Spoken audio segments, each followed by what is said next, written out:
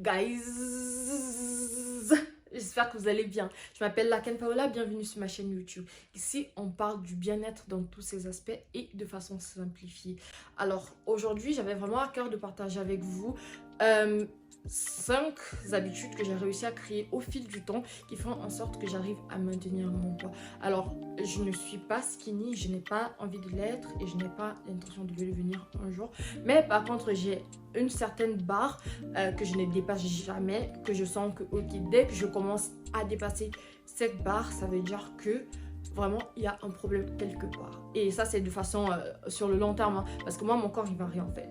Aujourd'hui je peux me sentir vraiment bien et tout, et demain j'entre dans ma période où je vais avoir mes règles et là je gonfle, je suis ballonnée, mais ça ne veut pas dire que j'ai pris du poids, ok?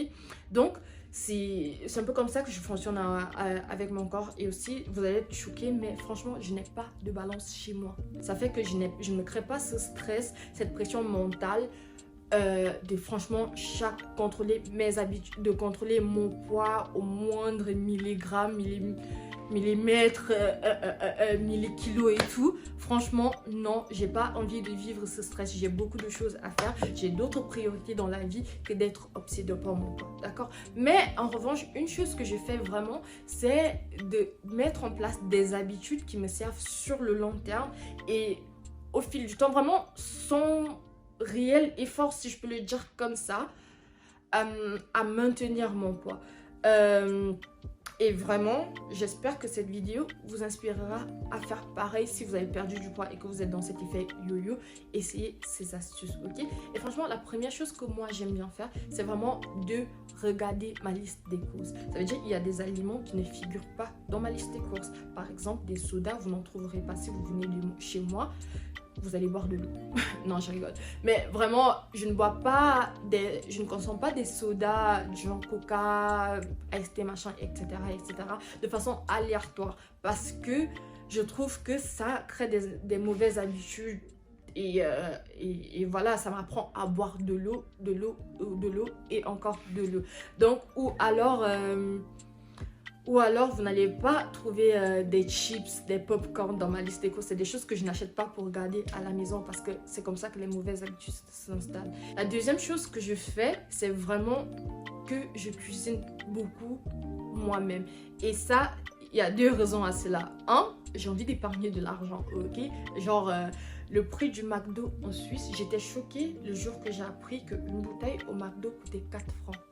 J'étais dépassée par les événements. Ça fait que je cuisine vraiment à la maison pour moi, déjà pour épargner de l'argent et aussi pour éviter de manger n'importe quoi. Ça fait que quand je rentre du travail, au lieu d'avoir cette tentation de me dire ah franchement encore cuisiner, me mettre à la cuisine alors que je suis fatiguée après toute une journée, j'ai envie de faire autre chose, et d'avoir cette facilité d'aller dans un fast food, j'ai déjà quelque chose de prêt chez moi, prêt à être consommé, et ça m'évite de dépenser de l'argent.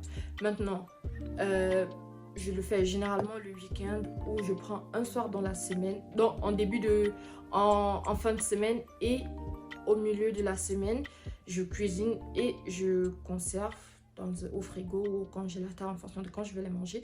Et comme ça m'évite de cuisiner plusieurs fois dans la semaine et c'est pratique comme ça. I don't know if that makes sense, but vous comprenez.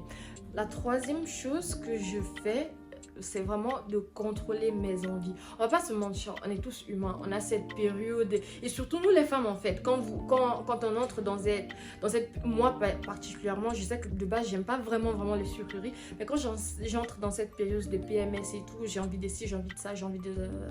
Et c'est probablement l'une des rares périodes où je peux me permettre, mais sauf que les effets de ça restent en fait. Et donc parfois si je vois qu'en une semaine j'ai mangé, je sais pas, 2-3 fois du fast-food qu'il ne fallait pas, etc., et que là mon corps en réclame encore, ça veut dire que c'est une mauvaise habitude qui est en train de s'installer pour moi. Et là c'est non. Au contraire, je vais me faire un bon poisson ou des trucs que j'aime bien manger, et ça va réapprendre à mon corps à recréer des bonnes habitudes, à s'alimenter correctement, et ainsi mon corps sait aussi quoi me demander. Et avec avec cette même astuce vient aussi mon quatrième point qui est le fait de remplacer des aliments, ok? Je vous dis pas d'aller vraiment changer votre alimentation totale parce que vous allez vous mener au burn-out. Et si c'est des trucs que vous n'avez pas l'habitude de manger, franchement, implémenter progressivement des habitudes saines. Moi, un truc que j'ai découvert récemment, que c'était que... En fait, avant, je me disais, non, franchement, le pain blanc, c'est la base, c'est la vie et tout. Je n'aime pas le pain complet, je ne pourrais jamais en manger. Mais très récemment, et juste parce que je l'avais acheté par erreur, pour être honnête, j'ai découvert en fait que le pain complet, c'était vraiment très bon. Non seulement c'est bon pour moi, mais c'est vraiment très bon à manger. Et du coup, j'ai commencé à manger ça. Et voilà, on n'en est pas encore fait à l'époque où je mangerais des pâtes complètes. Mais peut-être un jour, why not? Mais c'est vraiment ces petits changements-là aussi qui aident à maintenir le poids. Au lieu d'un soda, au lieu d'acheter des sodas, achetez plutôt du thé. Vous mettez un peu de sucre dedans. Comme ça, vous contrôlez la quantité de sucre que vous mangez et tout. Et voilà, c'est la version plus saine, pardon. Au lieu d'acheter des trucs à grignoter, achetez des fruits. Au lieu d'acheter, je sais pas, des burgers surgelés que vous mettez dans votre frigo, achetez plutôt du pain, si possible du pain complet, des œufs, des trucs, du saumon pour vous faire des sandwichs vite fait pour les jours de flemme où vous n'avez pas envie de cuisiner. Donc, faire ces petits changements-là, ça vous aiderait vraiment, comme ça m'a aidé, à maintenir votre poids. Et finalement, la dernière astuce. Déjà, j'espère que cette vidéo vous a aidé jusqu'ici. Si ça vous a aidé, franchement, n'oubliez pas de vous abonner juste en cliquant sur le petit bouton en dessous, ok? Alors, la cinquième astuce que j'aime bien, la cinquième habitude que j'ai vraiment appris à créer au fil du temps, c'est le fait d'éviter de manger après une certaine heure. Parce que là, vraiment, vous stockez toute la graisse et toute l'énergie comment dire, que vous donnez à votre corps. Au lieu de la dépenser, elle est stockée et c'est ça qui vous fait prendre du poids parce que l'énergie se transforme en graisse, etc., etc.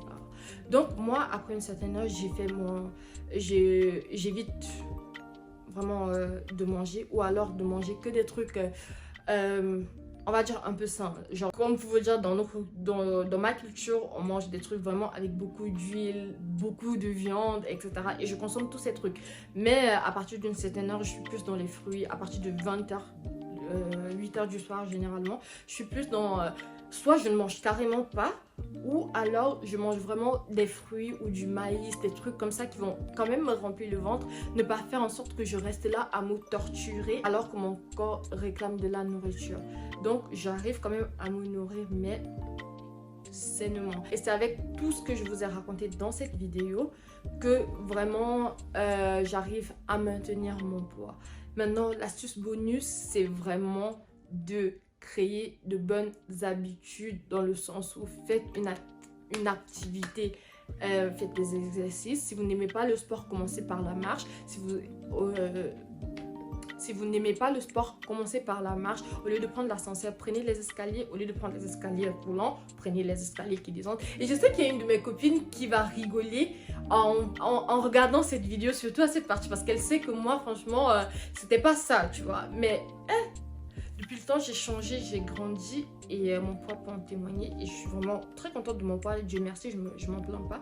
Donc, c'est pour ça que je me permets de donner des conseils en fait. Donc, voilà, au lieu de prendre des ascenseurs, etc., prenez des escaliers. Au lieu de courir, si vous n'aimez pas courir, commencez à marcher et ensuite progressivement apprenez à courir. N'allez pas vous inscrire dans une salle de gym pour vous mentir à vous-même que vous irez 5 fois par semaine alors qu'on sait que flemme, vous voyez. Donc, mais une fois par semaine, c'est déjà bien. C'est comme ça qu'on crée des habitudes progressivement et qu'on arrive à maintenir et même à perdre du poids sur le long terme. J'espère très vivement que cette vidéo vous a été utile. Si c'était le cas, n'oubliez pas de mettre un gros thumbs up et surtout abonnez-vous pour les prochaines vidéos qui vont arriver. Until next time, stay blessed. Mouah.